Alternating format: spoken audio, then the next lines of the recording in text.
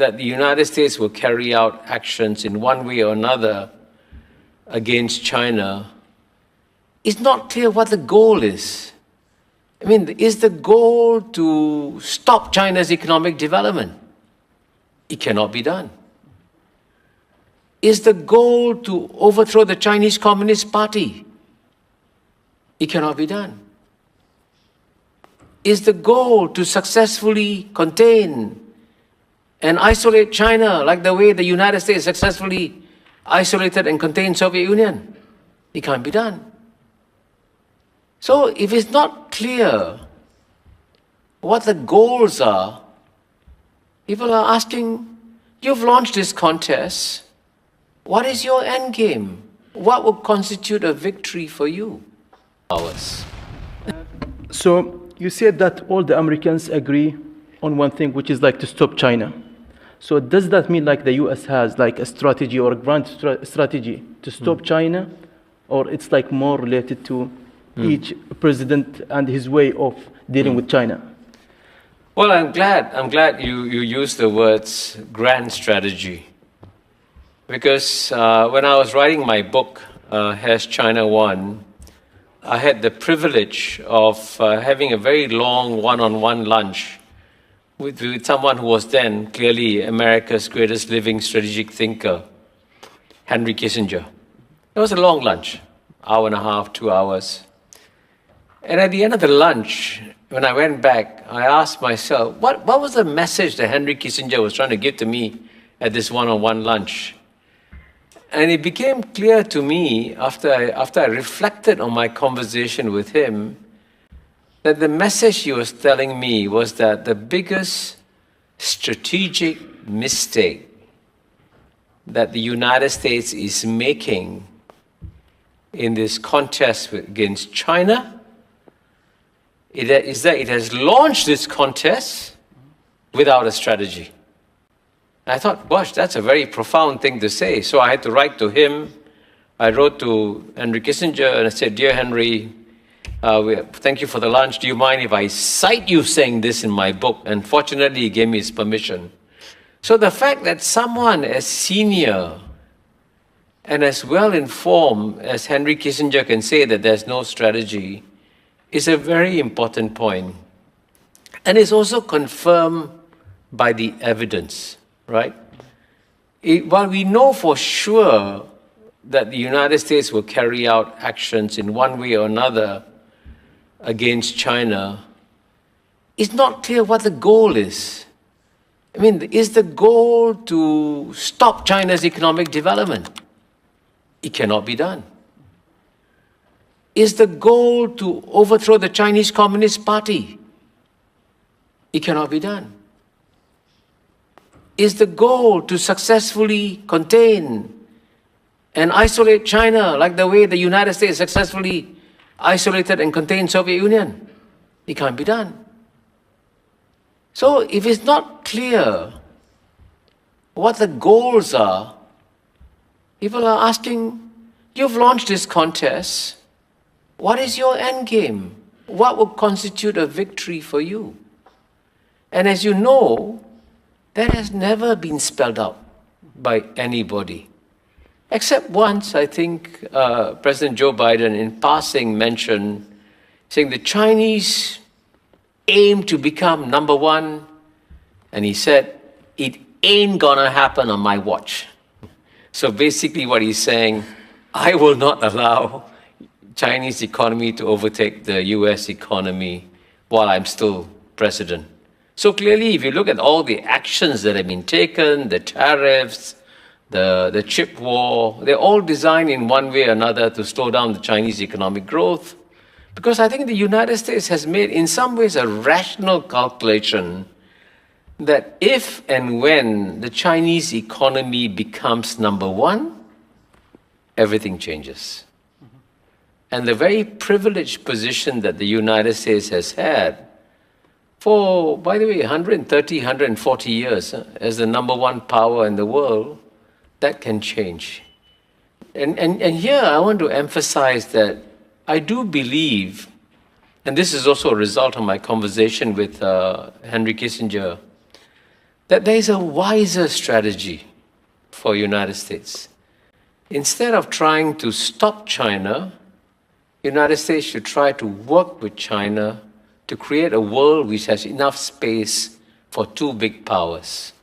And that was also, by the way, a strategy that the former President Bill Clinton suggested in a speech that he gave in Yale in 2003. And in my book, Has China Won? I cite the speech he gave, where he said, Bill Clinton said, if the US is going to be number one forever, then we can keep on doing what we are doing.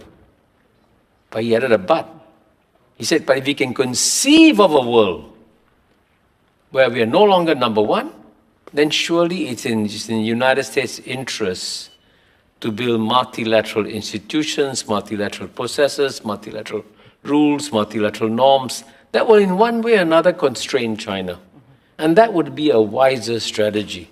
So those of us who are friends of the US and friends of China should therefore be advocating to both of them, why don't you adopt a wiser strategy that will be better for both of you and better for us, instead of this rather destructive zero-sum game that is being played out now. So you just said like the United States doesn't have any strategy regarding China. Let's go to the other side. How about the Chinese? Do they have a grand strategy in dealing with the US?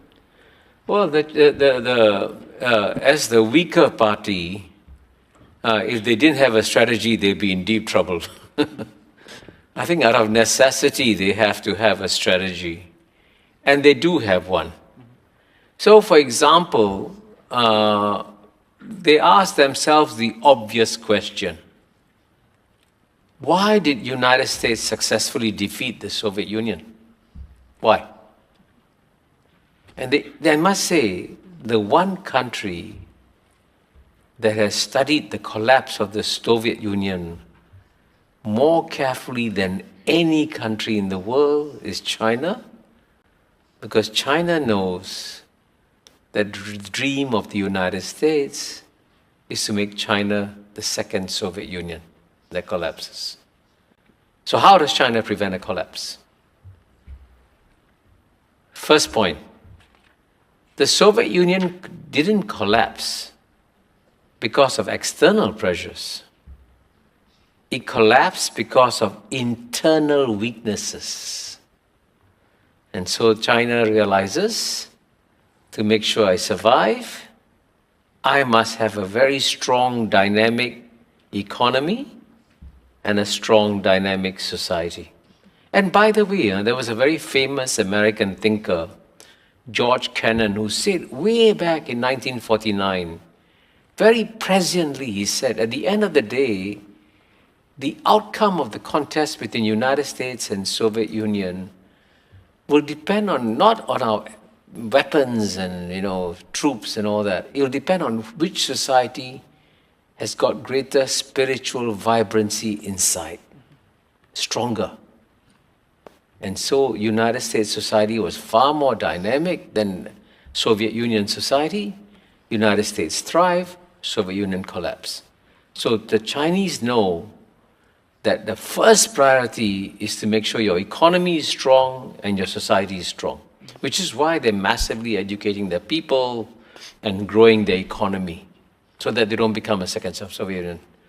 The second thing the Chinese learned from the collapse of the Soviet Union was that the United States succeeded because it managed to get a lot of the neighbors of the Soviet Union to join the containment policy everywhere.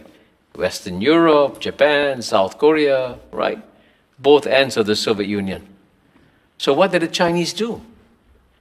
The Chinese launched a preemptive strike against a containment policy by making sure that its neighbors depended on the Chinese economy.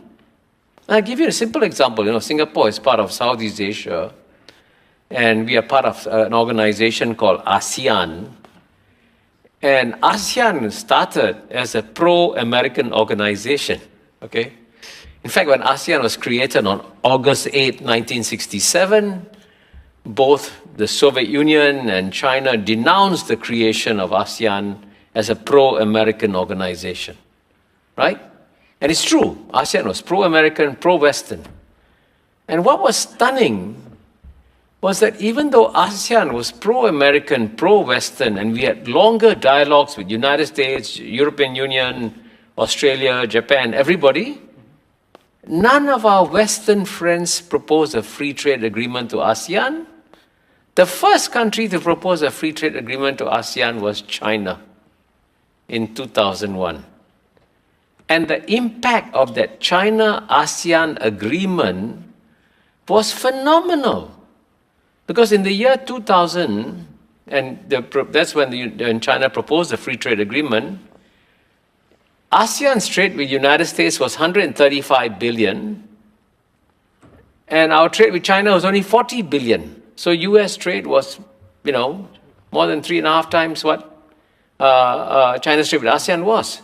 But as a result of the free trade agreement, by 2022, even though ASEAN's trade with United States has gone from 135 to 450, 500 billion, an increase of over 3 times,